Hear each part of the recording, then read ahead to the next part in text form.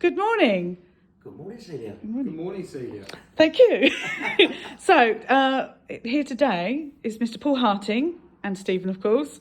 Paul has been a customer of Stephen's for quite a while, and we just thought it would be interesting to find out how Paul came to find Bespoke, find Stephen, what he likes about Bespoke.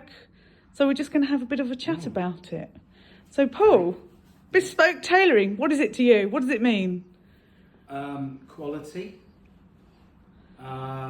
uniqueness.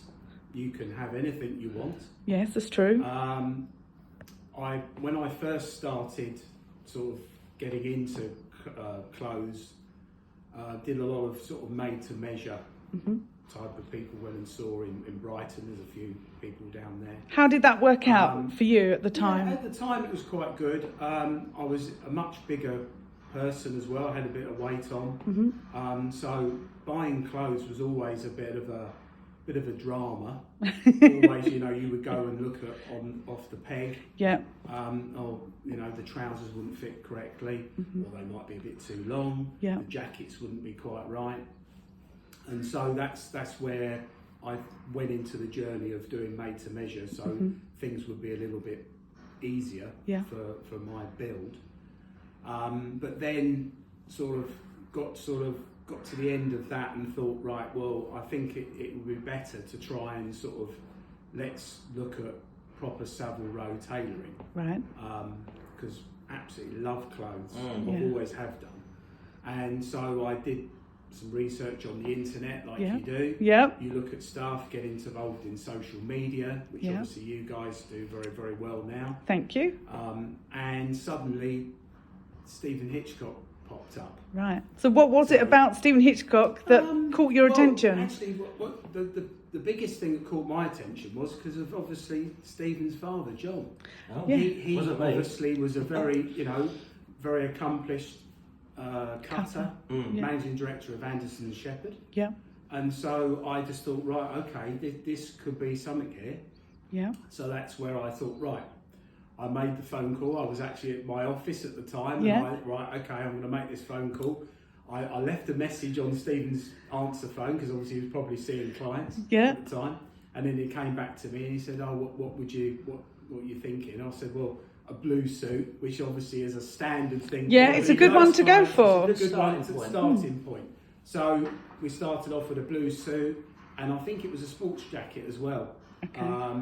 And I think the thing is about Bespoke is the fact that it's the whole process for me. Right. It's like seeing how the actual coat is constructed, how the trousers are constructed, and as well actually seeing the man that actually cuts all the cloth out. Yeah. So there you have this piece of cloth, and he then makes it into this garment. Well, that's which I think interesting. is absolutely incredible. Yeah, because you do that whole journey. Yeah, because obviously when Stephen's cutting a pattern, obviously he's seen you in the flesh, cutting it, he'd sort of laying down you in 2D to get you back into 3D as such. Yes, and exactly. So it was interesting that you're saying you like the idea of meeting the man who is going to sort of do that, whereas it's funny he's working with your measurements as well. Exactly, and I think the thing is as well is that you go to a lot of tailoring houses on Savile Row where yes indeed you do meet there's a trouser cutter, there's the coat maker and everything else, there's the cutter, but then they don't see the whole process through. Stephen does the whole process. Yes. So he is the man from the beginning of the cloth all the way through to the end. Yes. And that's where it, the bigger houses don't have that capability, I suppose. Yes. No, they have a different tone. Good point. Different tone, exactly, and that's where it becomes different. So when you first met Stephen, what were your first impressions? You walked into the shop, were you nervous to go into Bespoke? St George Street, wasn't it? It's St George Street, Yes. I was a little bit, because I thought to myself, right, I'm actually now going to a proper tailor. Yeah. Rather than a person that just takes a few measurements. Yeah. As soon as I think gets it made in a factory. In a factory or whatever. Yeah. Well, it's not or somewhere hundreds of miles away from where they are. Yeah. And it was an incredible shop. because obviously lots and lots of history. Yes. Wood panelling. Yep. Absolutely fantastic. Yep. If you could have described what a tailoring shop should be, that's exactly what it would be. Yeah. Right. Simple as that. You know, lovely changing rooms, big mirrors. Healthy amount of dust. Healthy amount of dust. At the back of the shop there was a couple of old guys working, you know, doing their cutting tailoring, room, which is typical I would imagine a Savile Row tailoring shop would be. Okay. So and then obviously you get into it and you become comfortable, and it's one of those things that you have you share this with your tailor. There's an unwritten rule of you trust them. Yeah. You then let them get on with it, do their thing, and then once you start getting into it, you can then experiment with a few things. Okay. Do different types of pockets. Yeah. Different bits inside. All these type of things. So you've gone in for your classic navy blue suit and a sports coat. Yeah. Where are you now? So you're talking about experimenting. What have you had? Tell people. Oh, what have I had? Right, okay, so obviously black tie is a big thing. Get invited to quite a few black tie events over the years. So basically, had a black tie made. Proper classic, you know, with the waistcoat and everything else, which is really, really nice. That is an absolutely fantastic garment. Absolutely love wearing it. It's a forever piece. You're going to have that until... And this is the other thing as well, is about all of these garments, is that I'm talking about, that they will be there forever. Yes. They are going to last you for 30 years. Yes, they are a lot of money to start with, but that's what you're paying for, the craftsmanship, you're paying for the skill, but at the same time as well, you're not going to be thinking in 5 years' time needing to buy a new hang one. on a minute, I'm going to have a problem. The only thing you might have to do, you might have to get another pair of trousers, perhaps, to go with a suit, but really you've got to wear them a lot for it to go. Yeah. But we can let them out, take them in, can't we? So we look after That's the nature of which is what. So I've the dinner suit is great. Did I make you a white one? I've had a white one as well, which I went on Queen Mary 2 for a trip to New York. Beautiful. Which was absolutely fantastic. And that was a great dinner jacket. Absolutely loved that. Yeah. It's a bit of a James Bond moment. Why not? Being a mad James Bond person. Love that. And then I've had another 2 suits made. A grey one and a blue one, but with lots and lots of checks. So that's a really nice. So you started to introduce. So you had your classics made, and then you started to introduce a little bit more pattern, colour, and different style details. Different style details. The nice style detail, which I absolutely love telling people the story of this, is the Eric Clapton pockets. Please do. Which obviously John, who was your coat maker, he made it for Eric Clapton way back in the day. And obviously Eric Clapton as well he loves his clothes. Yes. Shareholder in Cordings in Piccadilly. Yes. I think he actually owns most of it now. now. I think he does. Which is great. So the Eric Clapton pocket is absolutely fabulous. Which is a patch pocket, isn't it? With a flap. With a flap, exactly. Which is great. So, you know, that is a nice thing. So, you know, I know you shouldn't really put keys in your pockets, but modern days. C'est la vie. So you have to. So that's a nice way of putting your keys in your pocket and then not having to disappear and stuff like that.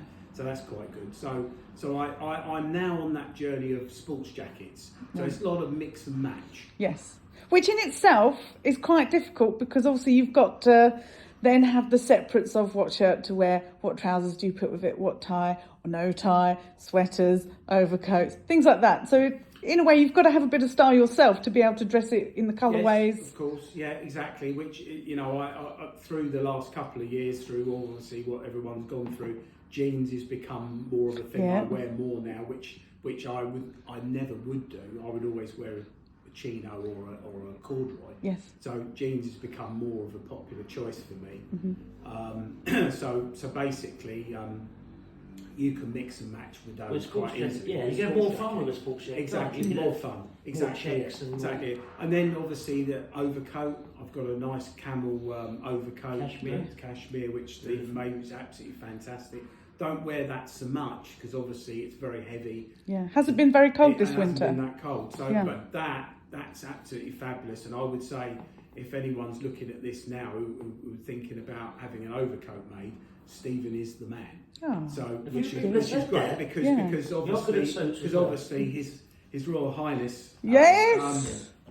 as he obviously made, I think was it two overcoats, overcoats for him. Prince Charles, He likes of them. course. Yes. So that and that will just go on forever. That Yes. is bulletproof. Yes. But also you only wear them for a few months, don't Yes, you? Well, of this course. year, a few weeks Yeah. maybe. Yeah, exactly Yeah. it. Exactly it. So so a lot of my wardrobe now is going to be it's lots of sports jackets, lots of separate trousers. Yeah.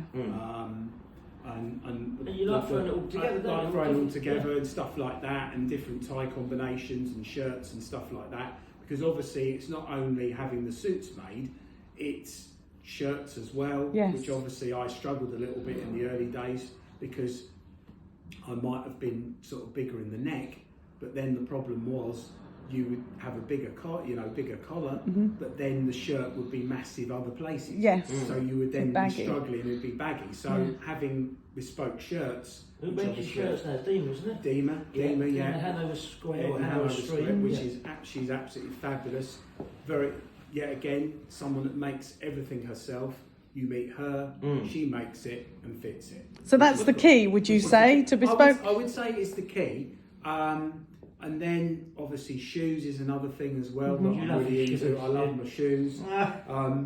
My wife will probably be laughing at me now looking at this video. But yeah, so the journey of bespoke wasn't only the clothes, it was the shoes as well, which is great. I All the love all of accessories, that, isn't all it? the accessories, and looking at how you can mix and match things. Do things justice, I suppose. Yeah, Do each garment exactly it. justice. And as well, the other thing is about you guys is you make everyone feel very comfortable. You make me feel very comfortable. That's very kind of you Which saying. Thank you. is sometimes I can imagine someone going to say Savile Row into some of those bigger houses being very intimidating. Yes. And I think it was, and as well, probably a lot of the people there will probably say, well, no, this is the way we make it. Yeah. Take it over. I can't do it any other way. Yeah. This has always been the way of what our house does. Yes. And I know, obviously, you have the drape cut. Yeah, you call it that's that? right, Yeah. So, but that is such a comfortable fit because you actually, in the end, you don't even know you're wearing the jacket. Oh, nice. Which actually, Yeah. and this is not just me parroting what Stephen said. It actually is true. Yeah. I can Good. actually vouch for that. Yeah. You can move in yourself. You can move, and that's the thing. And it's that whole thing of making sure it sits properly. Yeah. Even when you're sitting down, it's still on your neck. Exactly. And it's not bouncing off the neck. It's comfortable. Exactly, You've got the drape. Yes. You've got the drape here. Yeah. The coat's undone, but you've got room. But Yeah. the funny thing is, when you say, you come to Steven Hitchcock and he does the cutting. When I first started in the trade, 1990, there was Anson Shepherd. Next door, there was Malcolm Hughes. Now Malcolm, he would cut you a pattern. He would oversee the cutting. He would oversee the tailoring. You go next door, there was Teddy Sexton. He would do the cutting. That's what I've set out to do. I wanted to be like them. I wanted to be one day as good as those, and with my name on that label or in that suit, I want to oversee everything. It's no good me taking a suit on and then saying, "Oh, Ian's going to cut this." You've lost it, Yeah. So I'm doing or trying to do exactly the same as what they did in the past.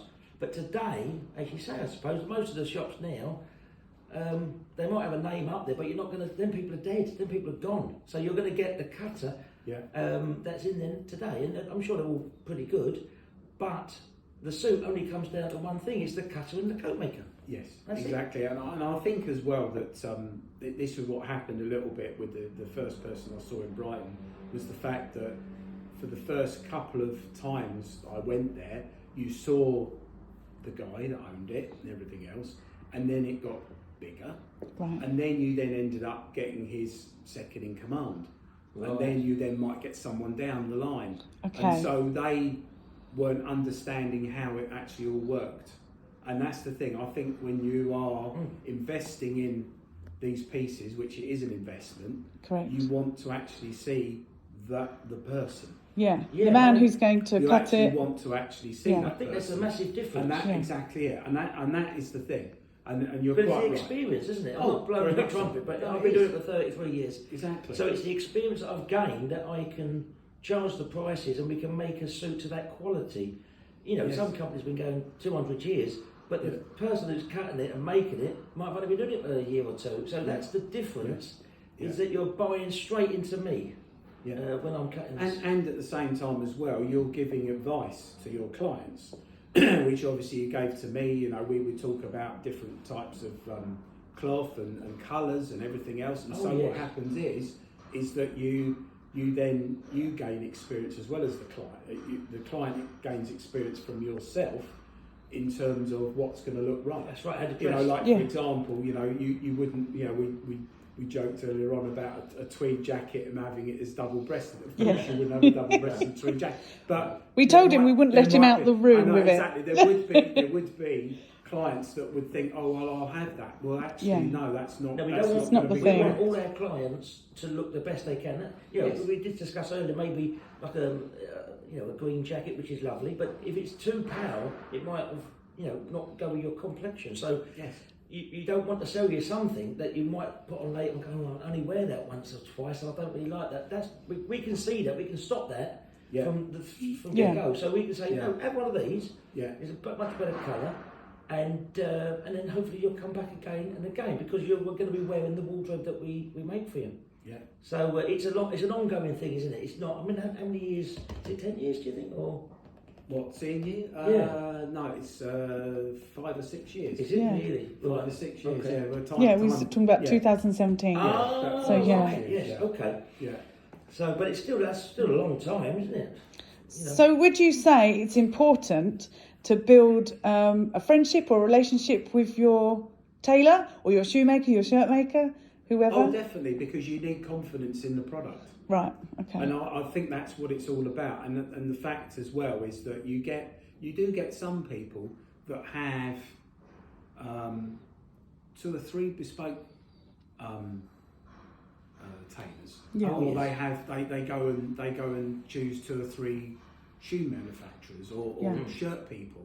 And I just think actually, you know what, it's almost like you're having that conflict. Yes. I think it's like, I don't quite like that one, I'll wear this one. And I wouldn't do that. You want to improve on... I want to be able to, I think that would just be silly. But people do, obviously. Yeah. Because it's People- different styles. different I can get it that and people will everything go and else. have And different I styles. get that, but at the same time as well, we're not talking about high fashion here. We're talking about stuff that's products that are going to last a long, long time. That hopefully, you never know, my grandson might wear, or whatever, or grandsons in this case, and so forth. But it's good. They're going to last a long, long time. They do last a long time. And that's what it's all about. But also at the beginning, when we first started, and that sounds ridiculous, but you have a blue or a grey because that's a good way to start. I cut the pattern. Yes. And then you go from that. You might have a checked one, and then we can match all the checks up. But after you've had your first suit, the second one is so much better because the pattern, and we've got into your mind and what I know you want comfort. That's the main thing. You want comfort, and you want to be able to go to work and wear a suit or a sports jacket, and you don't want to feel a real heavy coat. After a few hours, you don't want to be, I've got to take my coat off. Keep your coat on, and you can work and move around and do everyday chores with your, looking smart. And I think that's the thing. If you build up with one tailor and you have 4 or 5 things over a year or a couple of years, you're going to get a better suit after you've had a couple because that pattern is refined and made better. But also, we're getting into your mind exactly what you want.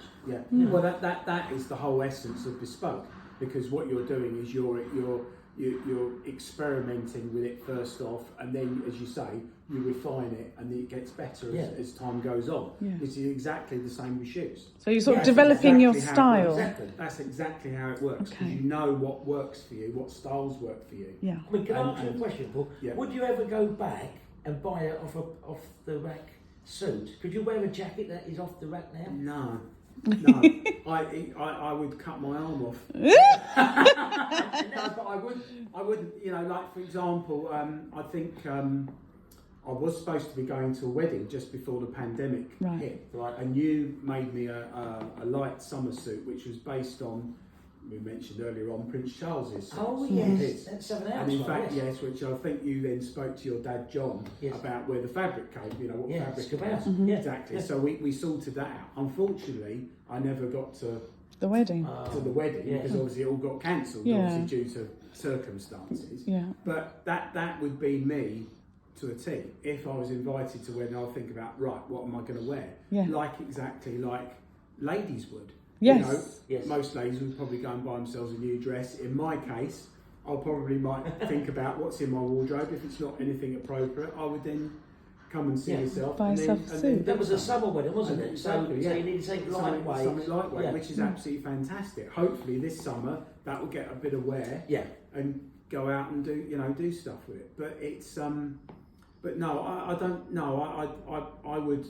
It would drive me mad. Yeah, it wouldn't fit in the same way, would it? Exactly. And the other aspect of it is as well, is that you wouldn't have the quality cloth. You know, that's the other thing with all of this is all the cloths we're talking about are all UK cloths. Yeah. There's a few Italian. Yeah. Italian mates. We've got a couple of Italians, but we like English. In general, all the cloth is from the UK. Yeah. Which is absolutely fantastic because we do our country a bit of disservice sometimes. Yes. But the UK cloth is world renowned. Yeah. Well, I think also we've got some talented weavers here, and fabric or cloth designers as well. Yes. It just seems to be born in England or the UK, doesn't it? Because we've got such a rich mill history, weaving history. So why wouldn't we have great cloth? Exactly, of course. So advice, seeing as you've gone through the process of made to measure, and you love clothes, and you're heavily into bespoke now. Like you said, it's a bit like a drug.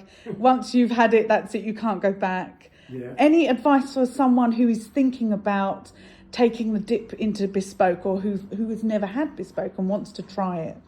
Right. I think first of all, I think the biggest thing that people get with bespoke clothes is the cost. Yeah. I think that's one of the biggest stumbling blocks of people in their own head. Yeah. I think what you have to do, you have to rationalise it by thinking, well, okay, I could go to a department store and go and buy a suit for, I don't know, let's say £200 or £300. Right. Roughly. Yeah. A reasonable suit, possibly nowadays. It might be a bit more. I've not been. Well, you wouldn't know. I think the thing is, I think what you've got to do is then think, right, actually that suit for £200 or £300 perhaps might not last very long.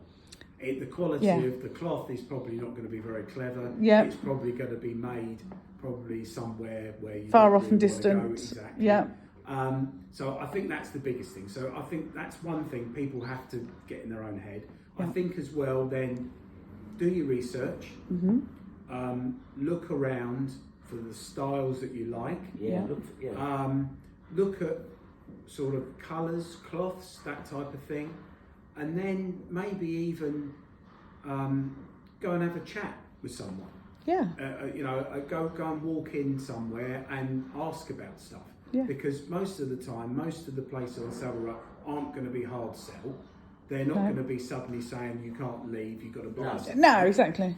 Not like that. So people are quite happy with that, and I think that's the way forward. So I think as well that you need to get that style thing first of all in terms of what you actually want. What style suits that? What style suits you as a person? That's right. But then your tailor will then probably give you a lot of advice on that. Yeah, point you in the right direction. Point you in the right direction. So I would say that's probably one of the thing. Good advice. Do your research. Yeah. Do your research, and check it all out. And because there's the internet now and social media is a fantastic tool. Yeah. Instagram, obviously for you guys, you can see the which pictures, is actually can't you can see it all Yeah. there. There's certain things that I've seen on your Instagram. I think, oh, that would be really nice. I could. Yeah, it inspires you, doesn't it? You look at it, I and could think, I think, like well, that. that would be quite nice. I could have that made up. That would be a nice thing to have. Yeah. And so I think that would be a really good point for someone to do. But I think the biggest thing is don't get too carried away about the cost. Yeah. Thank you. Well, it's been lovely speaking with you. And you. And you, Stephen. Thank you. I didn't say too much. Sorry. That's okay. No, apologise. That's brilliant. And well, thank you very much, Paul. Thank you, Stephen. Thank you.